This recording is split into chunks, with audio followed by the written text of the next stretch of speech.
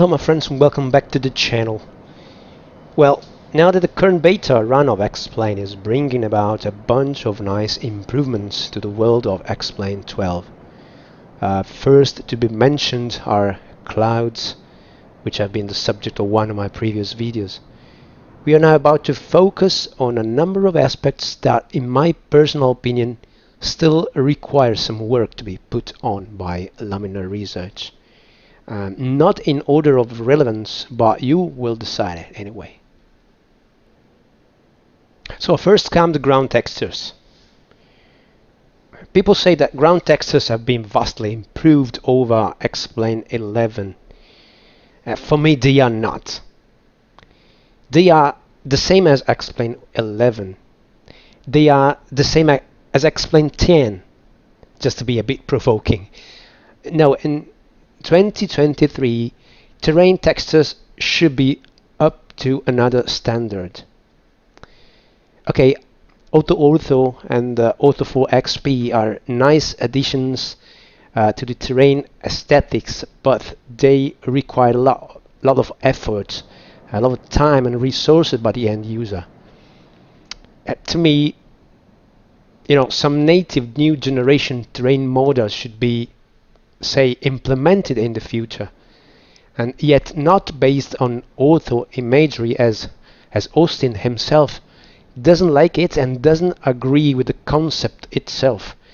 In many interviews he did state this, but say more consistent with the real world data which are publicly available at OpenStreetMap, for example.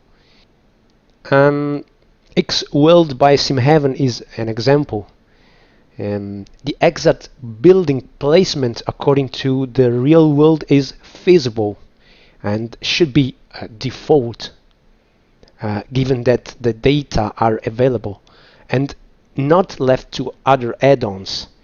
I know it's not an easy task to implement, but anyway, it is something that really would improve the view, in particular from high altitudes, from where now you can see like geometric patterns repeating continuously.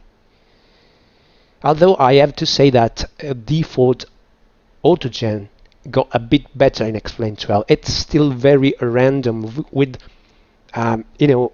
generic buildings placed along the roads, and which is nowhere close to my hometown. For example, look here. This is where I live, but this looks like a forest, not a city, not a big city as it is. Anyway, I have high expectations that the appearance of terrain can be developed in the future and not relying on orthos. Also seasonality, like seasonal colors, snow coverage, etc., can be further developed from the basic level they are now at. Second point, cockpits. Cockpits are still dark, such that some details are barely recognizable if not zoomed in enough. And also light effects on materials are affected by this glitch. The darkness also makes cockpits like more flat, and personally I have this happen in particular with the VR, and this issue has been reported since the beginning of the xplane 12 iteration. Well, there's nothing to say apart from hoping it will be fixed soon. For me, that is an important point. Point number 3. A real-world clouds coverage and cumulonimbus thunderstorm representation. Provided that since the last beta, clouds are excellent as for shape and as for diversity, what I think is still missing is the depiction of the real-world cloud coverage, which is done pretty much well, for example, in the other simulator. I mean, I feel like xplane Sky is always portraying a homogeneous system of clouds. And even though these are now very cool and good looking, I'm missing like the weather fronts you can spot at distance, and the different play of lights and shadows appearing when two or more meteorological fronts are present in the same scene. This is more like an aesthetic wish, but at the same time it will greatly add immersion to our flights, especially VFR for weather avoidance, for example. Another wish, please make those lightning strikes more lifelike. I can no longer take those thin, forked yellow lines popping up here and there. Something more up-to-date can be provided, in my opinion.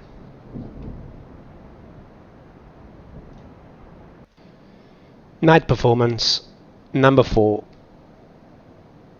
Night is beautiful in X-Plane 12. However, since the very beginning we are having problems of performance with our systems.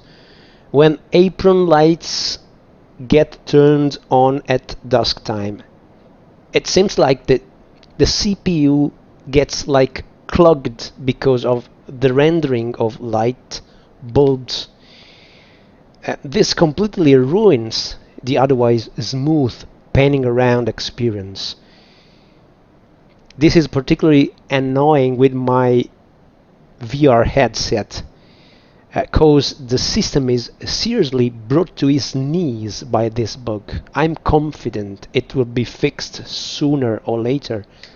At last, I hope so, as it is there since the beginning of this iteration, and notwithstanding the multiple reports, either it's not yet been addressed by developers or it's not that simple to solve. We will see anyway. Fifth point, well, I don't have any fifth point, even if my plan was to list 5 points for this video. Well, this means that the sim is already in a very good shape, isn't it? But please, if you have any, add your wishes in the comments below, because I'm curious to know your opinion, of course. Well, push the like button if you liked the video, and maybe consider subscribing to the channel to support me if you like. Thanks for watching, and see you next time. Bye bye.